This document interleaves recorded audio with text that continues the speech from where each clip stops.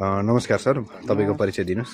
नमस्कार, मेरो नाम सिराज लिम्बू। हजुर, तपाईँले हामीलाई कल गर्नुभएको थियो नि एउटा यो चाहिँ जुन होइन अलिक एउटा एनर्जीलाई फिल गरे भन्नुभयो होइन। अब हामी चाहिँ त्यसलाई एउटा एनर्जीको फर्मको रूपमा लिन्छौँ।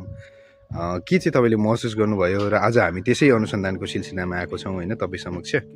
तपाईँले के देख्नुभयो त्यतिखेर र त्यो ठाउँमा हामीलाई लाँदै हुनुहुन्छ आज होइन, के चाहिँ हो वास्तविकता यसो भनिदिनुहोस् न अहिले। म यसो हजुर बाटोमा हिँडिराख्दाखेरि हजुर यसो रुखको बोलेको जस्तो आवाज आयो। कुन ठाउँमा? यो चारकोसे झारीको समाधि स्थलमा होइन?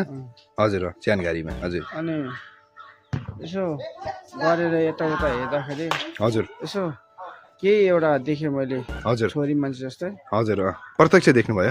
तर तपाईँले चाहिँ आकृति नै देख्नुभयो त्यतिखेर? आकृति नै देख्नुभयो?